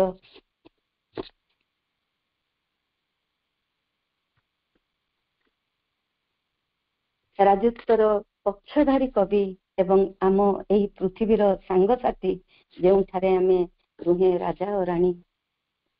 ଆମ ଅନ୍ତରାତ୍ମା ହିଁ କେବଳ ମହାମୃତ୍ୟୁର କାଳରାତ୍ରିକୁ ପଛରେ ପକାଇ ଦେଇ ଆସିଛନ୍ତି ଏବଂ ସେ ଏକ ମହାନ ସ୍ୱପ୍ନମୟ ବାସ୍ତବତାର କଲ୍ୟାଣରେ ନବରୂପ ଲାଭ କରି ପ୍ରତୀକାତ୍ମକ ଲୋକାବଳୀର ତଥା ବିଶ୍ୱାତ୍ମାଙ୍କ ତୁଙ୍ଗ ଶିଖରର ଆଲୋକରେ ଉଦ୍ଭାସିତ ହୋଇ ଭାଗବତ ଦ୍ୱାର ସମୂହର ସମ୍ମୁଖରେ ଅସୀମ ବନ୍ଧନ ମୁକ୍ତ ହୋଇ ଠିଆ ହୋଇ ରହିଛନ୍ତି। ବର୍ତ୍ତମାନ ସାବିତ୍ରୀ ତାଙ୍କୁ ପୁଣି ସୂଚେଇ ଦଉଛନ୍ତି ଯେ ଆମେ ଯୋଉ ସୁଖମୟ ସଂସାରଟି ଏଇଠି କରିଥିଲୁ, ନିବାସଟିଏ କରିଥିଲୁ, ସେ ଅପରିବର୍ତ୍ତିତ ହେଇକି ରହିଛି। ସାବିତ୍ରୀଙ୍କୁ ସତ୍ୟବାନଙ୍କୁ କହୁଛନ୍ତି। ଏବଂ ଯେମିତି ବନାନୀ ମଧ୍ୟରେ ସହସ୍ର ସହସ୍ର ପକ୍ଷୀମାନେ କଳରବ କରନ୍ତି ଏବଂ ପତ୍ରର ଫାଙ୍କ ମଧ୍ୟ ଦେଇ ବହି ଚାଲିଥିବା ପତ୍ରର ଫାଙ୍କ ମଧ୍ୟ ଦେଇ ଯେମିତି ପବନ ଯାତାୟାତ କରେ, ତାଙ୍କର ମର୍ମର ଧ୍ୱନି ଏବଂ ତାଙ୍କର ସବୁଜ ଶୋଭାର ଫାଙ୍କେ ଫାଙ୍କେ ଦେଖାଯାଉଥିବା ସାନ୍ଧ୍ୟ ଗଗନ, ସନ୍ଧ୍ୟାର ଗଗନ, ରାତିର ଗଗନ, ଯାହା ଆମ ଜୀବନର ଆଶ୍ରୟଦାତା, ଭଗବାନଙ୍କର ଚନ୍ଦ୍ରାତପ। ଏଠି ସେ ବର୍ଣ୍ଣନା କରୁଛନ୍ତି ଯେ ସୁନୀଳ ଚନ୍ଦ୍ରାତପ ସେ ଭଗବାନଙ୍କର ଦ୍ଵାରା ପ୍ରେରିତ ତାଙ୍କ ଜୀବନର ଆଶ୍ରୟଦାତା। ଏବଂ ଦେଖ ହୃଦୟର ପ୍ରଫୁଲ୍ଲତା ସକାଶେ ଏଇ ବିହଙ୍ଗ କୂଳର ଚିତ୍କାର, ଆମେ କେମିତି ଖୁସିରେ ରହିବୁ, ହର୍ଷରେ ରହିବୁ, ପ୍ରଫୁଲ୍ଲତା ମଧ୍ୟରେ ଜୀବନ ଧାରଣ କରିବୁ। ତେଣୁ ଏଇ ଯୋଉ ପକ୍ଷୀ କୂଳ, ତାଙ୍କର ସେମାନଙ୍କର ଚିତ୍କାର, ଯେଉଁମାନେ ଆମ ଏକଛତ୍ର ରାଜତ୍ୱର ପକ୍ଷଧାରୀ କବି, ତାଙ୍କୁ ସେଠି ପକ୍ଷୀମାନଙ୍କୁ ସେ ପକ୍ଷଧାରୀ କବି ଭଳିଆ ଆମର ଦ୍ରଷ୍ଟା କବି ବର୍ଣ୍ଣନା କରୁଛନ୍ତି। ଏବଂ ଆମ ଏହି ପୃଥିବୀର ସାଙ୍ଗସାଥୀ, ଯେଉଁଠାରେ ଆମେ ଦୁହେଁ ରାଜା ଓ ରାଣୀ। ଏଠି ମଧ୍ୟ ପ୍ରକୃତିର ବର୍ଣ୍ଣନା ଦେଇଛନ୍ତି। ପ୍ରକୃତିର କୋଳରେ କେମିତି ସେମାନଙ୍କର ତାଙ୍କର ସୁଖଦ ସ୍ୱର୍ଗୀୟ ସମ ଯୋଉ ଘରଟିକୁ ତିଆରି କରିଥିଲେ ଗୋଟେ ବର୍ଷ ଆଗରୁ, ତାକୁ ହିଁ ସେ ବର୍ଣ୍ଣନା କରୁଛନ୍ତି ଏବଂ ତାଙ୍କୁ ପ୍ରତିଶ୍ରୁତି ଦଉଛନ୍ତି ଯେ ଏଇ ରାଜ୍ୟରେ ତୁମେ ହଉଛ ରାଜା ଏବଂ ମୁଁ ହଉଛି ରାଣୀ। କେତେ ବଡ ଷ୍ଟାଟସ ସେ ଦଉଛନ୍ତି ଦେଖନ୍ତୁ। ଆମ ଅନ୍ତରାତ୍ମା ହିଁ କେବଳ ମହାମୃତ୍ୟୁର କାଳରାତ୍ରିକୁ ପଛରେ ପକାଇ ଦେଇ ଆସିଛନ୍ତି। ଯଦି ତାଙ୍କୁ ମନେ ପକେଇ ଦଉଛନ୍ତି, ଏଇଠି ଅନ୍ତରାତ୍ମାର କଥା କହୁଛନ୍ତି, ସେ ତାଙ୍କର କେବଳ ଶକ୍ତି ଅଛି ଏଇ ଅନ୍ତରାତ୍ମା, ଯିଏକି ମହାମୃତ୍ୟୁର କାଳରାତ୍ରିକୁ ପଛରେ ପକାଇ ଦେଇ ଆସିଛନ୍ତି ଏବଂ ସେ ଏକ ମହାନ ସ୍ୱପ୍ନମୟ ବାସ୍ତବତାର କଲ୍ୟାଣରେ ନବରୂପ ଲାଭ କରି ପ୍ରତୀକାତ୍ମକ ଲୋକାବଳୀର ତଥା ବିଶ୍ୱାତ୍ମାଙ୍କର ତୁଙ୍ଗ ଶିଖିରର ଆଲୋକରେ ଉଦ୍ଭାସିତ ହୋଇ ଭାଗବତ ଦ୍ୱାର ସମୂହର ସମ୍ମୁଖରେ ଅସୀମ ବନ୍ଧନ ମୁକ୍ତ ହୋଇ ଠିଆ ହୋଇ ରହିଛନ୍ତି। ତାଙ୍କ ଅନ୍ତରାତ୍ମା ବିଷୟରେ ବର୍ତ୍ତମାନ ସେ ବର୍ଣ୍ଣନା କରୁଛନ୍ତି, କେମିତି କାଳରାତ୍ରିକୁ ସେ ପଛରେ ପକେଇ ଦେଇକି ଆସିଛନ୍ତି ଏବଂ ଏକ ମହାନ ସତ୍ୟମୟ ବାସ୍ତବତାର କଲ୍ୟାଣ ନିମିତ୍ତ ସେ ପ୍ରତୀକାତ୍ମକ ଭାବରେ ବିଶ୍ୱାତ୍ମାଙ୍କର ତୁଙ୍ଗ ଶିଖରର ଆଲୋକରେ ଉଦ୍ଭାସିତ ହୋଇ ଏବଂ ଭାଗବତ ଦ୍ୱାର ସମୂହର ସମ୍ମୁଖରେ ଅସୀମ ବନ୍ଧନ ମୁକ୍ତ ହୋଇ ଠିଆ ହୋଇ ରହିଛନ୍ତି। ବର୍ତ୍ତମାନ ଉଭୟଙ୍କର ଯେହେତୁ ଅନ୍ତରାତ୍ମାର ପରିବର୍ତ୍ତନ, ଅନ୍ତରାତ୍ମାକୁ ସେମାନେ ଲାଭ କରିଛନ୍ତି, ଆତ୍ମାକୁ ଉଭୟ ପ୍ରାପ୍ତ ହେଇଛନ୍ତି। ତେଣୁ ବର୍ତ୍ତମାନ ସେମାନେ ବିଶେଷ କାର୍ଯ୍ୟ କରିବାକୁ ପୃଥିବୀ ପୃଷ୍ଠକୁ ଅବତରଣ କରିଛନ୍ତି ଏବଂ ସେଥିପାଇଁ ତାଙ୍କର ଭାଗବତ ଦ୍ୱାର ସମୂହର ସମ୍ମୁଖରେ ଅସୀମ ବନ୍ଧନ ମୁକ୍ତ ହୋଇ ଠିଆ ହୋଇ ରହିଛନ୍ତି। ଏଇ ଯୋଉ ତାଙ୍କର ଅନ୍ତରାତ୍ମା, ସେ ଭାଗବତ ଦ୍ୱାର ମାନଙ୍କ ସମ୍ମୁଖରେ ଅସୀମ ବନ୍ଧନ ମୁକ୍ତ ହୋଇ ଠିଆ ହୋଇ ରହିଛନ୍ତି।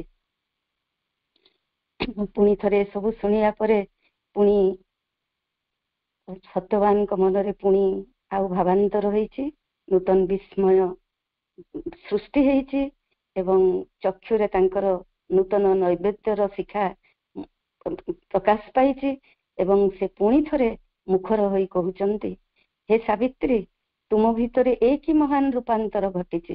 ଦେଖନ୍ତୁ ଏଇଠି ଯଦି ଟିକେ ଧୀରେ ଧୀରେ ଧୀରେ ଧୀରେ ସାବିତ୍ରୀ ତ ଅବତାର ସ୍ୱରୂପ ସେ ତ ଜାଣିଛନ୍ତି, ତପସ୍ୟା କରିଛନ୍ତି ଏବଂ ସତ୍ୟବାନଙ୍କୁ ପୃଥିବୀ ପୃଷ୍ଠକୁ ମୃତ୍ୟୁ ଦେବତାଙ୍କ କବଳରୁ ଉଦ୍ଧାର କରି ପୃଥିବୀ ପୃଷ୍ଠକୁ ଆଣିଛନ୍ତି।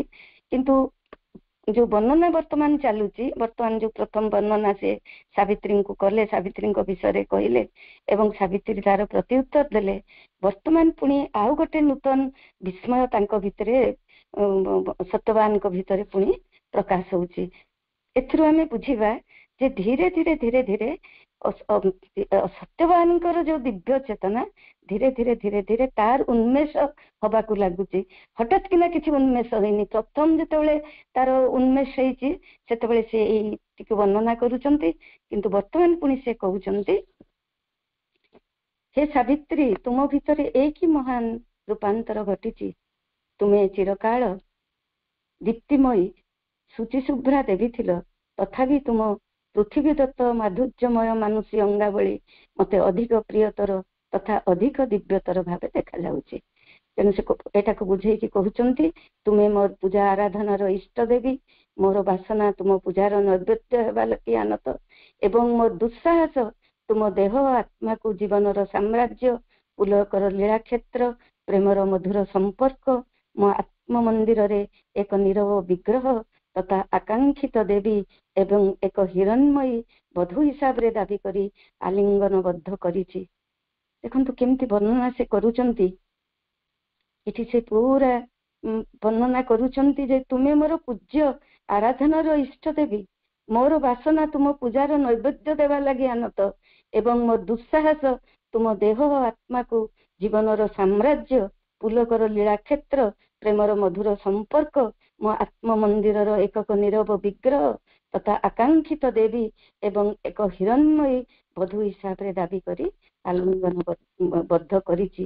ସେଟାକୁ ଟିକେ ଅନୁତାପ ଛଳରେ ଏସବୁ କହୁଛନ୍ତି, କିନ୍ତୁ ପରେ ପୁଣି କହୁଛନ୍ତି, ବର୍ତ୍ତମାନ ତୁମେ ପ୍ରାୟଶଃ ନଶ୍ୱର ପୂଜା ଆରାଧନା ସକାଶେ ଅତ୍ୟନ୍ତ ଅପରିମେୟ ଓ ମହାନ ସଦୃଶ ମନେ ହେଉଛ। କାଳ ତୁମ ଚରଣ ତଳେ ଢଳି ରହିଛି ଏବଂ ଅଖିଳ ବ୍ରହ୍ମାଣ୍ଡ ତୁମର କେବଳ ଏକ ଅଂଶ ସଦୃଶ ମନେ ହେଉଛି। ତୁମ ଉପସ୍ଥିତି ନିସ୍ତବ୍ଧ ସ୍ୱର୍ଗରେ ମୋର ନିବାସ ସଦୃଶ ମନେ ହେଉଛି। ତାରକାରାଜିର ଦୃଷ୍ଟିରେ ତୁମେ ମତେ ଦେଖୁଥିବା ସଦୃଶ ମନେ ହେଉଛି, ତଥାପି ତୁମେ ହେଉଛ ମୋର ଅନ୍ତରାତ୍ମାଙ୍କର ପାର୍ଥିବ ରକ୍ଷା କର୍ତ୍ରୀ। ମୋର ଜୀବନ ହେଉଛି ତୁମ ସ୍ୱପ୍ନମୟ ଚିନ୍ତାରାଜିର ଅସ୍ଫୁଷ୍ଟ ଗୁଞ୍ଜନ।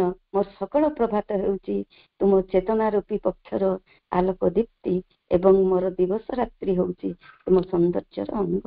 ଏଠି ସାବିତ୍ରୀଙ୍କର ଯୋଉ ପୂର୍ଣ୍ଣ ସ୍ୱରୂପକୁ ସେ ବୁଝିପାରିଛନ୍ତି ଏବଂ ତାଙ୍କୁ ଦେବୀ ହିସାବରେ ସେ ଆରାଧନା କରୁଛନ୍ତି।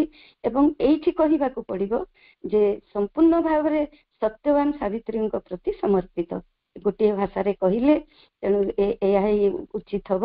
ସେ ତାଙ୍କର ଦିବ୍ୟତ୍ୱକୁ ଆବିଷ୍କାର କରିଛନ୍ତି ସାବିତ୍ରୀଙ୍କର। ବର୍ତ୍ତମାନ ଏସବୁ କହିଲା ପରେ ଆମେ ଦେଖୁଛୁ ଯେ ବର୍ତ୍ତମାନ ଆସୁଛି ସାବିତ୍ରୀ କିନ୍ତୁ କଣ କରୁଛନ୍ତି। ସାବିତ୍ରୀ କହୁଛନ୍ତି,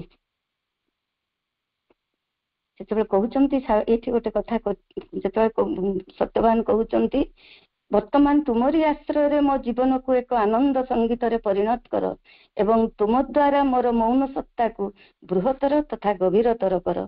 ଏସବୁ ଶୁଣି ସାରିଲା ପରେ ସ୍ୱର୍ଗୀୟ ସାମ୍ରାଜ୍ଞୀ ସାବିତ୍ରୀ ସତ୍ୟବାନଙ୍କ ଇଚ୍ଛା ମାନି ନେଇ ତାଙ୍କ ପଦଯୁଗଳକୁ ଆଲିଙ୍ଗନବଦ୍ଧ କରି ଧରି ରଖିଲେ ଏବଂ ମନ୍ଦିର ରୂପୀ ତାଙ୍କ ଦିବ୍ୟ ଘନ କୁନ୍ତଳରେ ପ୍ରେମର ଏକ ସୁକମଳ ଆବରଣରେ ଘେରି ରଖିଲେ।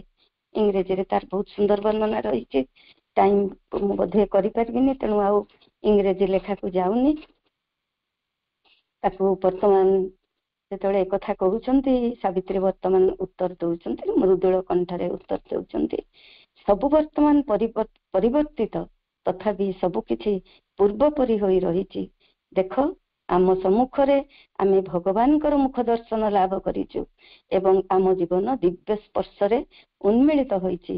ଆମେ ପରମେଶ୍ୱରଙ୍କ ସହିତ ତାଦାତ୍ମ୍ୟ ଲାଭ କରିଛୁ ଏବଂ ଆମ ନଶ୍ୱର ଜୀବନରେ ତାଙ୍କ ଲୀଳାର ତାତ୍ପର୍ଯ୍ୟ ଉପଲବ୍ଧି ହୋଇଛି। ତାଙ୍କ ମହାନ ସ୍ପର୍ଶରେ ଆମ ପ୍ରେମ ମହତ୍ତର ହୋଇ ଉଠିଛି ଏବଂ ପ୍ରେମର ସ୍ୱର୍ଗୀୟ ତାତ୍ପର୍ଯ୍ୟ ଆମର ଉପଲବ୍ଧ ହୋଇଛି। ତଥାପି ଆମ ନଶ୍ୱର ପ୍ରେମର ଆନନ୍ଦରେ କୌଣସି ଆଞ୍ଚ ଆସିନାହିଁ। କାହିଁକି ଆଞ୍ଚ ଆସିନାହିଁ?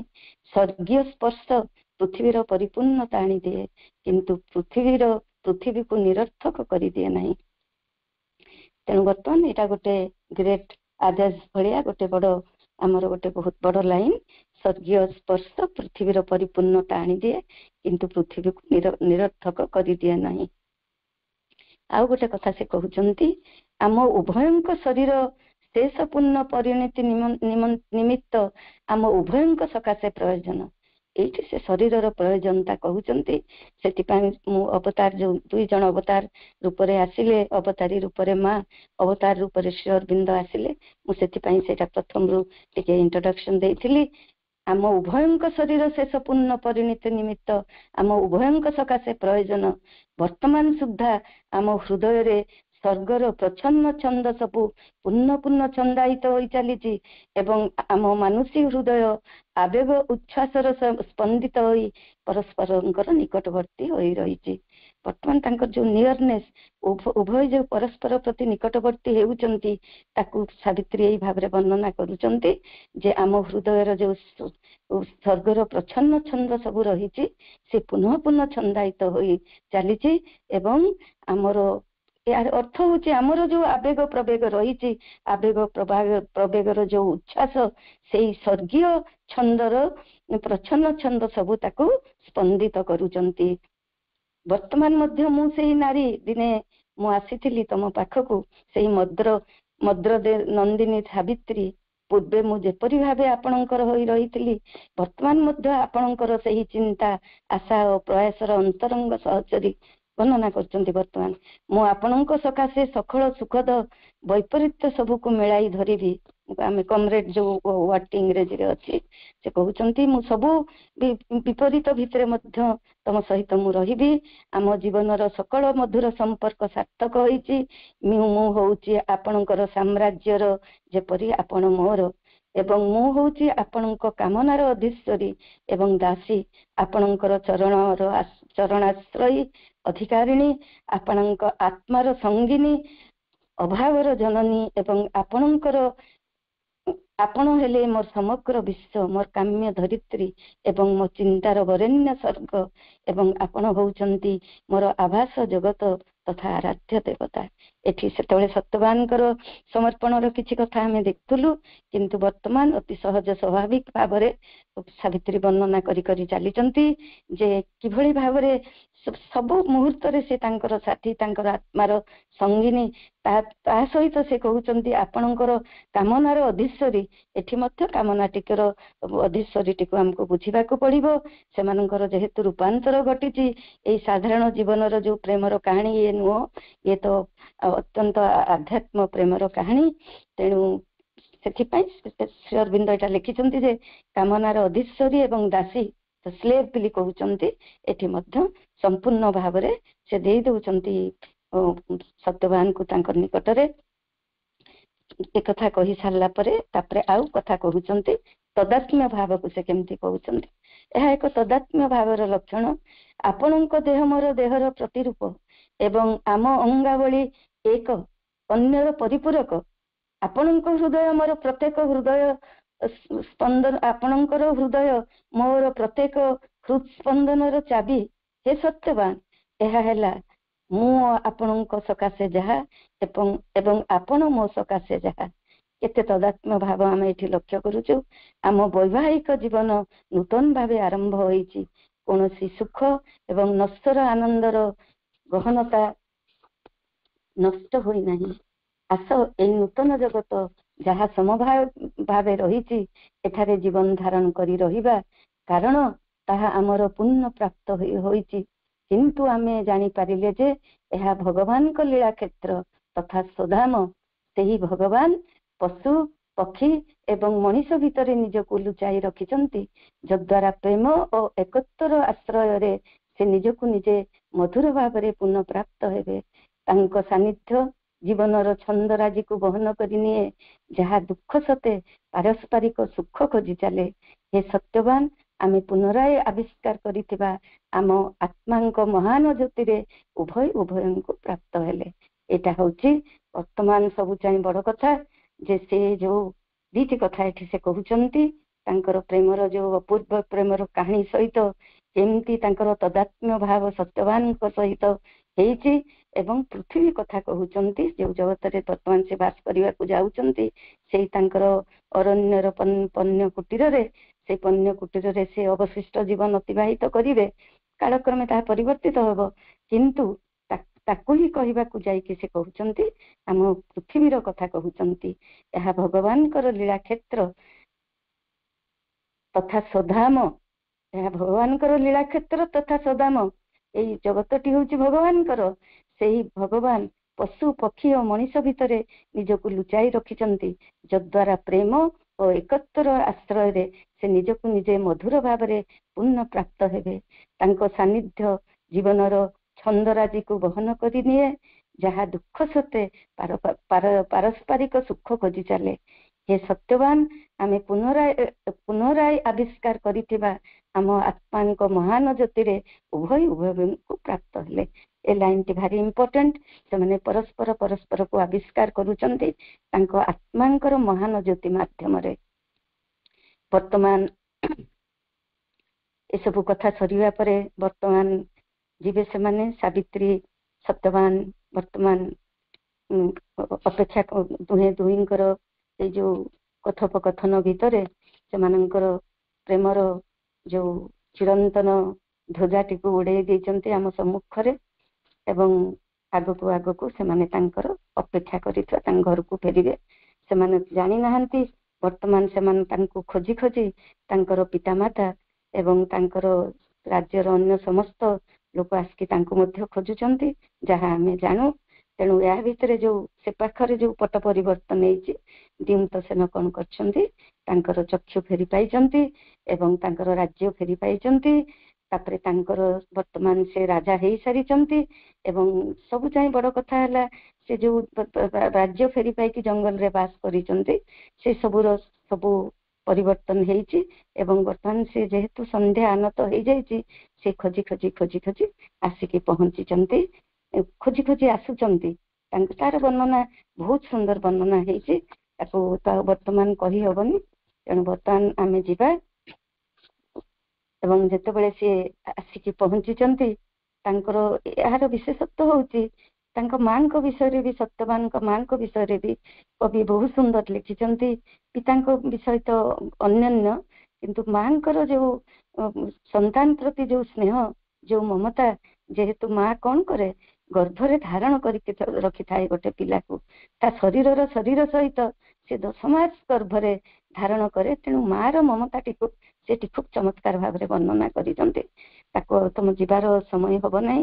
तेणु वर्तमान सत्यवान सावित्री आसिकी पहुंचीचंती तांको तांको पिता मातांको दिमत सेनंको पाखरे तांको मांको पाखरे लोक माने सब पूरा बड़ गोटे शोभा यात्रा हेची एवं से शोभा यात्रा भितरे तांको आसी जेतबेले से पुओ को देखुचंती सेतबेले तांको मन रे बहुत आनंद जात होउची एवं से केवल गोटे कथा कहउचंती मृदु भर्सना करिकी कहउचंती सावित्री को तमे जानो ए मोर खाद्यर अनुभव मु मो खाद्यर स्वाद अनुभव करे एवं सकाल संध्या रे मो पुओर स्पर्श लाभ करी मु मोर अवशिष्ट जीवन तृप्ति भरे कटाए। तमे जानिଛ तो तुम कौन पाई विलंब कल बिली तम भलिया एते दायित्ववान जने नारी मोर पुत्रवधू तमे कहीं एते डेरी कल एमती भीतर तांको टिके भर्सना करछंती। किंतु सेही समय सत्यवान मृदु हास्य रे कौन कहउचंती सुनंतु। सकल कृतज्ञता सावित्री को ही ज्ञापन करंतु कारण से ही एक सकल परिवर्तन हेतु से तांकर सम्मोहन बल रे मते घेरी रखिथिले। देखंतु आज दिन दीपर रे मु मोर एई माटीर गृह रूपी शरीर त्याग करी सुदूर अनंत राजीर कोଳରେ विचरण करुथली तथापि भी मु तांको हिरण्मय हस्त मुष्टि रे बंदी होई रहिथिली।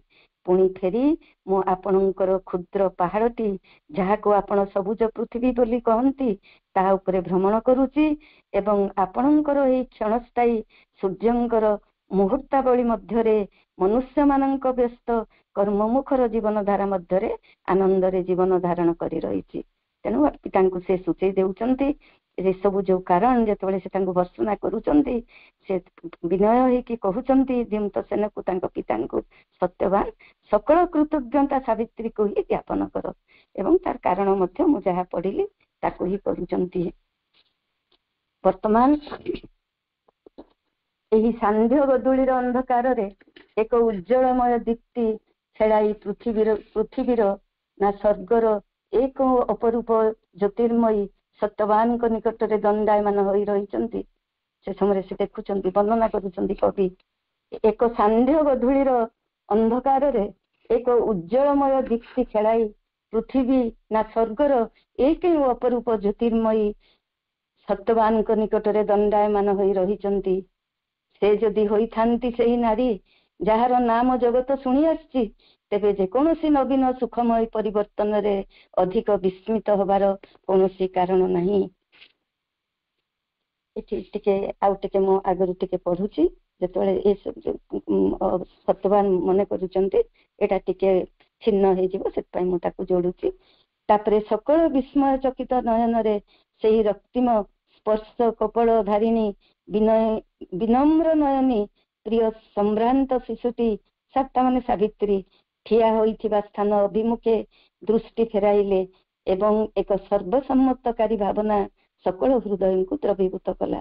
ଯେତେବେଳେ ସତ୍ୟବାନ ଏସବୁ କଥା କହିଲେ ସେତେବେଳେ ଯୋଉମାନେ ଉପସ୍ଥିତ ଥିଲେ ସମସ୍ତଙ୍କ ଭିତରେ ଏକ ସର୍ବସମ୍ମତକାରୀ ଭାବନା ସକଳ ହୃଦୟକୁ ଦ୍ରବୀଭୂତ କଲା। ତାହାକୁ ସେଥିପାଇଁ ଏ ବର୍ଣ୍ଣନାଟି ହେଇଛି ଏଇ ସାନ୍ଧ୍ୟ ଗଧୂଳିର ଅନ୍ଧକାରରେ ଏହି ଉଜ୍ଜଳମୟ ଦୀପ୍ତି ଖେଳାଇ ପୃଥିବୀର ନା ସ୍ୱର୍ଗର କେଉଁ ଅପରୂପ ଜ୍ୟୋତିର୍ମୟୀ ସତ୍ୟବାନଙ୍କ ନିକଟରେ ଦଣ୍ଡାୟମାନ ହୋଇ ରହିଛନ୍ତି।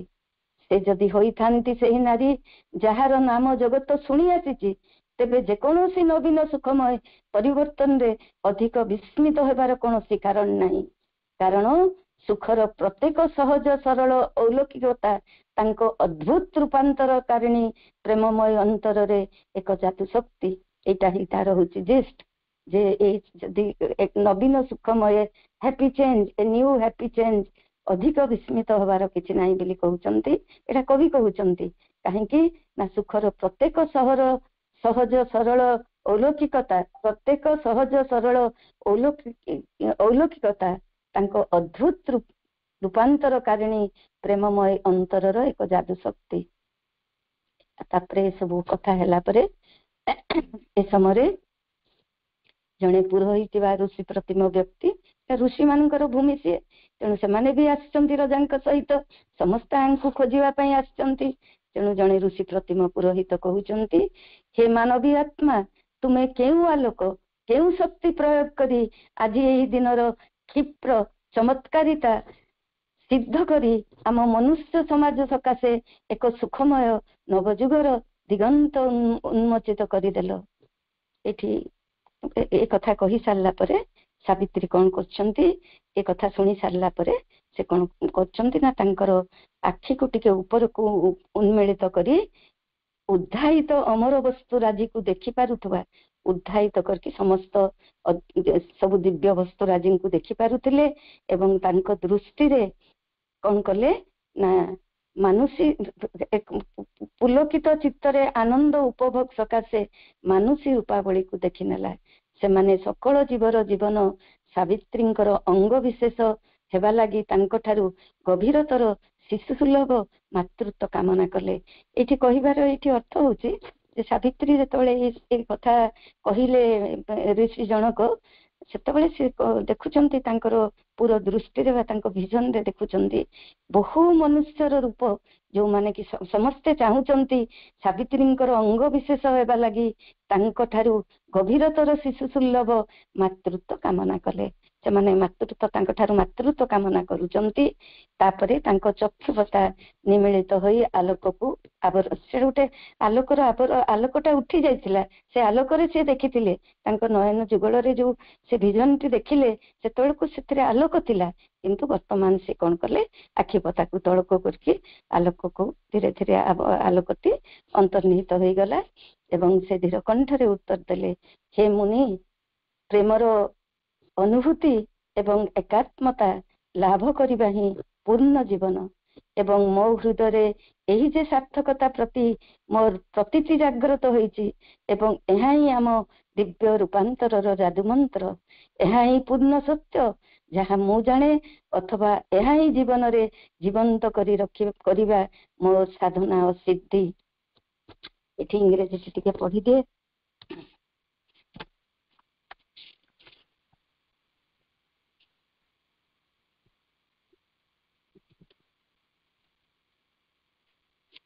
Awakening to the meaning of my life, that to feel love and oneness is to live, and this the magic of our golden chains is all the truth I know or seek or says, wondering at her and her two luminous words, westward they turn in the fast gathering night.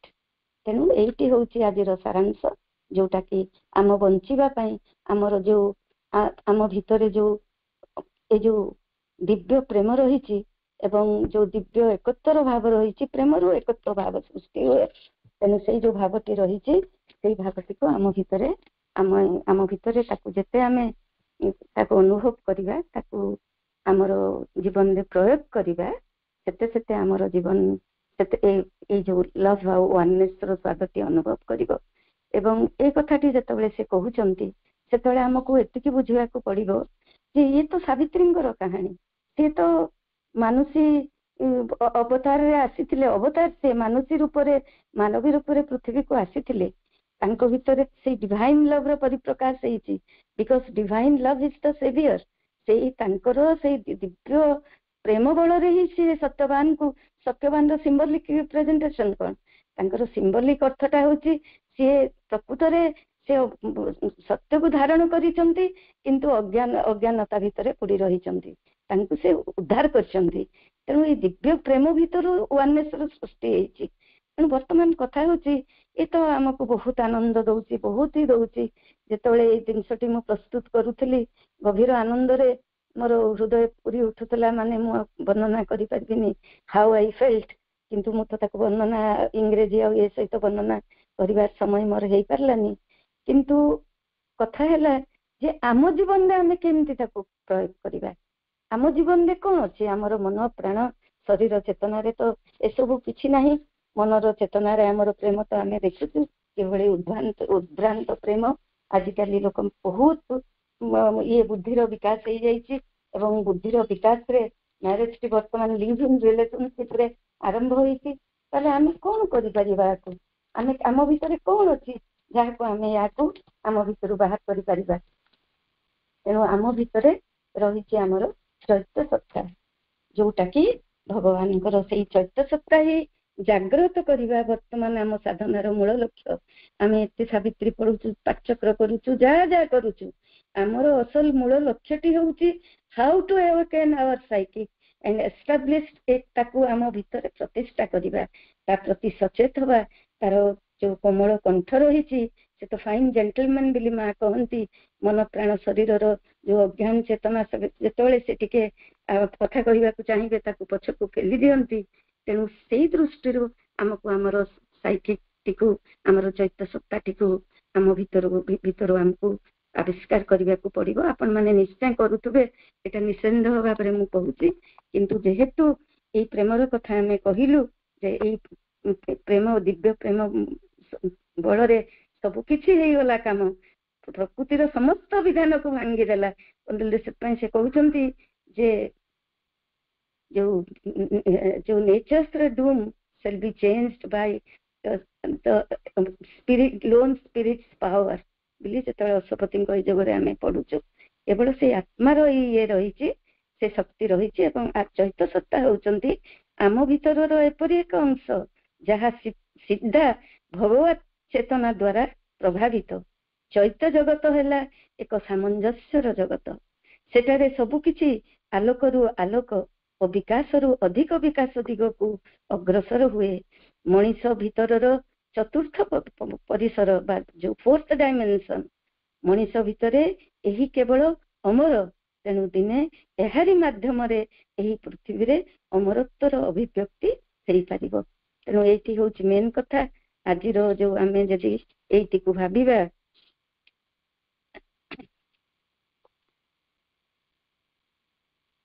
तापरे भाई सब गोटे कथा कहती प्रभाकर भाई class रे जोटी मते बहुत भल लगे, से कहती psychic is the constitutional part of our entire being, centre of the being. भाई सब साइकिक विषय आमर गोटे बहुत दिन धरी गोटे प्रोग्राम चलथिला, गोटे कार्यक्रम स्थिर होइथिला। तेणु psychic is the constitutional part of our entire being। आमर समग्र सत्ता भितर आमर psychic it is a constitutional part. एटा दूर रे नहीं, आमर वन ऑफ द कॉन्स्टिट्यूएंट्स। आम ए जेमती पन प्राण शरीर गोटे गोटे अंश सेमती ए साइकिक रहिछि, किंतु गभीर अंधकार भितर रहिछि। It is the centre of our being. तेणु ताकू ही आमको आविष्कार करने को पड़िबो। आज वर्तमान समस्त को पुणी थरे श्रद्धा और सम्मान निवेदन करुछि। आपण माने धैर्य धरकी शुणी बर्तमान पिला मान को मोर शेष स्नेह बहुत कृतज्ञता एवं सभा शेष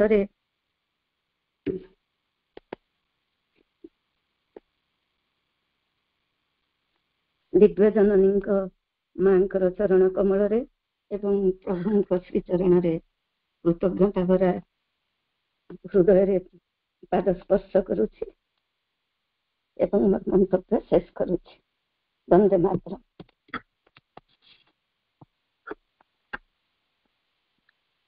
Gratitude, gratitude, gratitude at thy lotus feet of Mother Meera and Lord Sri Aurobindo. आनंदमयी चैतन्यमयी सत्यमयी परमे ओम नमो भगवते श्री अरविंदाय। दिव्य जननी श्रीमा परम प्रभु श्री अरविंद, उपस्थित समस्त दिव्य अभिप्सु अपभाई को मोर प्रणाम। वंदे मातरम। पूज्य सम्मानिया श्रीमती सारजबाला बापा को अशेष कृतज्ञता तांकर सुंदर उपस्थापना पई एवं आजिर एई 22तम दिवस रे जो विषय वस्तुटी थिला से विषय वस्तुटी होची से दिव्य प्रेम। से दिव्य प्रेम को प्रतिष्ठित करथिले सावित्री एवं केमते पूर्णता प्राप्ति करथिले से सब विषय रे अपा सुंदर भाव रे आलोचना करथिले। मांकर कृपा ए जो अपा भाई माने पूज्य अपा भाई माने जो आसी हमको से सावित्री रो मधुबाणी जो सुनाई दे जाउचंती, से माने प्रकृत रे सतरे नियारा अनन्य एवं से दिव्य गुणर अधिकारी एवं से ज्ञानर अधिकारी एवं मांकर कृपा सेमानंक ऊपर एमती अबारित झरी पड़ू। सेमाने दीर्घजीवी हुअन्तु, सुस्थ निरामय जीवन यापन करंतु। माँ तांको ऊपर आहुरी अधिक रु अधिक ज्ञान ढाली दियंतु। सेमाने एमती धैर्य अध्यवसायर सहित से सबु को पाठ करी आम मानक निकट को आम स्तर को ओह्लई आसी जो पहुंचाई दउचंती, आम हृदय से गभीर भितर को जो प्रवेश करुचे आमे बुझी पारुचे। मांकर कृपा सत्तरे से अनन्य से स्वतंत्र संतान मानक प्रति रहिछि तांको कृपा। सेमती आमर कुनी भौणी अरमित्र एवं आज जाए जतिकी आलोचना हो सारी से समस्त शिशु कलिका माने सतरे पूर्व जन्म रे आस्पृहा करके आसीथिले। माँ मातृ गर्भर ही से माने माँ को जानिबार सुयोग्य माने से सुयोगटी पाइछंती एवं से सावित्री पठन एते सुंदर भावरे करूचंती। मांकर कृपा सेमानंकर पई रहिथिबो एवं तांकर जीवन आहुरी सुंदर होई उठू ଏବଂ ମାଙ୍କର ଯୋଗ୍ୟତମ ସନ୍ତାନ ହୋଇ ଗଢି ଉଠନ୍ତୁ। ସେଇ ମାତୃ ଗର୍ଭକୁ ପ୍ରଣାମ, ସେଇ ଦିବ୍ୟ ଜନନୀ ଶ୍ରୀ ମାଙ୍କୁ ପ୍ରଣାମ, ଯିଏକି ଏଇ ଶିଶୁ କଳିକା ମାନଙ୍କୁ ଆଶୀର୍ବାଦ କରିଛନ୍ତି। ସେମାନେ ଏଇଭଳିଆ ଯୋଗ୍ୟ ହୋଇ ଉଠିଛନ୍ତି। ଏତେ ଛୋଟ ବେଳୁ ସେମାନେ ସାବିତ୍ରୀ ପାଠ କରୁଛନ୍ତି। କୃତଜ୍ଞତା କୃତଜ୍ଞତା ମାଙ୍କୁ, ସେଇ ମାତୃ ଗର୍ଭକୁ, ଏବଂ ସର୍ବଶେଷରେ ଆମର ପ୍ରିୟ ପୂଜ୍ୟ ସମ୍ମାନୀୟ ରତ୍ନପ୍ରଭା ବାପାଙ୍କୁ, ଯାହାଙ୍କ ହୃଦୟରେ ଏଇ ସୁନ୍ଦର ଭାବନାଟିଏ ପୋଷଣ ହୋଇପାରିଥିଲା, ଯାହାକି ମାଙ୍କର କୃପା ବଳରେ ସେଇ ପ୍ରେରଣାଟିକୁ ସେ ଜାଣି ପାରିଥିଲେ ଏବଂ ଏଇ ସୁନ୍ଦର ଯଜ୍ଞ ବେଦୀର ଆୟୋଜନ କରିଛନ୍ତି। ଏଠି ଶିଶୁ, ବୃଦ୍ଧ, ଯୁବକ ସମସ୍ତଙ୍କ ପାଇଁ ଏକ ସୁଯୋଗ। ମା ସାବିତ୍ରୀ, ମନ୍ତ୍ରମୟୀ ସାବିତ୍ରୀ ଯାହାକୁ ଶ୍ରୀ ଅରବିନ୍ଦ ରଚନା କରିଛନ୍ତି, ସେ ସବୁ କିଛି କେବଳ ମାଙ୍କର କୃପା। ଏବଂ ଏଇ ଯଜ୍ଞ ବେଦୀରେ ସବୁ କିଛି ଆମ ମାନଙ୍କୁ ଗୋଟେ ସୁଯୋଗ ହେଇକି ଆମେ ଯୋଉ ଏଠି ଯୋଗ ଦେଇଛେ, ଏଇ ସବୁ କେବଳ ମାଙ୍କର କୃପା। ତ ମାଙ୍କ ନିକଟରେ ଅଶେଷ କୃତଜ୍ଞତା। ଉପସ୍ଥିତ ସମସ୍ତ ଅପା ଭାଇଙ୍କୁ ବି ଅଶେଷ କୃତଜ୍ଞତା। ସେଇ ଧୈର୍ଯ୍ୟର ସହିତ ପ୍ରଭୁଙ୍କର ଏଇ ଜନ୍ମ ମାସରେ, ପବିତ୍ର ଜନ୍ମ ମାସରେ 1 ତାରିଖରୁ ଆଜି 22 ତାରିଖ ପର୍ଯ୍ୟନ୍ତ ସମସ୍ତେ ଏଇଠି ଏଇ ଯଜ୍ଞ ବେଦୀରେ ଯୋଗଦାନ କରିଛନ୍ତି। ସମସ୍ତଙ୍କୁ ଅଶେଷ କୃତଜ୍ଞତା। ଏଠି ସମସ୍ତେ ଆମେ ମାଙ୍କର ସେଇ ସନ୍ତାନ, ଆମେ ସମସ୍ତେ ସ୍ୱତନ୍ତ୍ର ସେଇ କୃପା ନେଇକି ଆସିଛେ। ଏଇଟା ମାନେ ଆମେ ସମସ୍ତେ କୃତଜ୍ଞ ହେବା ମାଙ୍କ ଚରଣରେ। ଆଜିର ଏଇ ପାଠଚକ୍ରକୁ ମାଙ୍କ ପାଦ ପଦ୍ମରେ ସମର୍ପଣ କରି ଆଜିର ପାଠଚକ୍ରକୁ ଏଇଠି ବିରତି ଦେବା। ସମସ୍ତଙ୍କୁ ବନ୍ଦେ ମାତରମ୍। ଅରବ।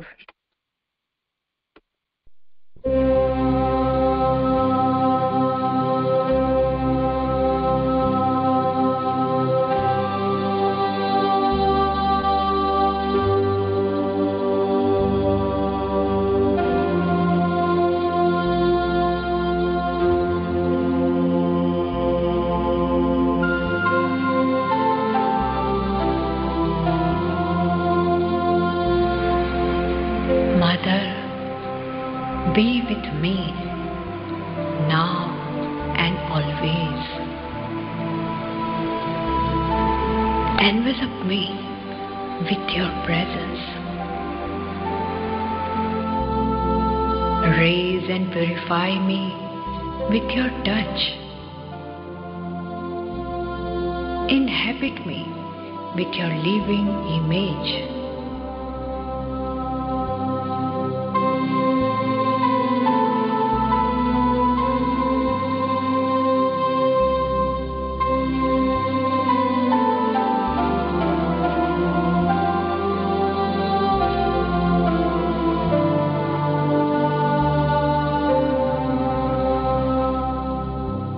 Transform all dullness and darkness into bright and perfect faith. Transform all restlessness and agitation into inviolable calm and peace. Transform all attachment into a deep and stainless purity. Mother, liberate and change me. Perfect your child.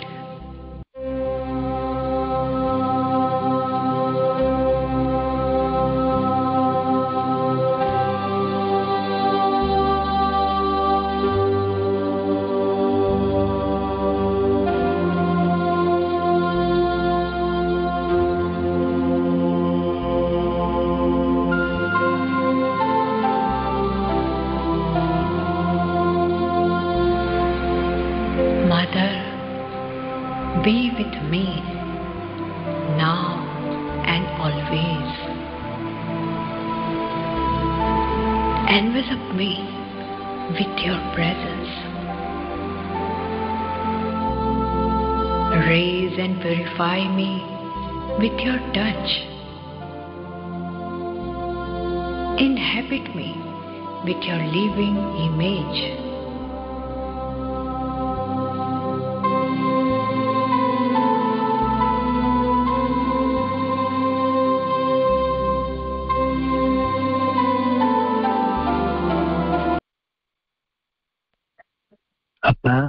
ଆସନ୍ତା କାଲିର programme WhatsApp ରେ ଜଣେଇବେ ନା ଏବେ କହିଦେବେ ଅପା?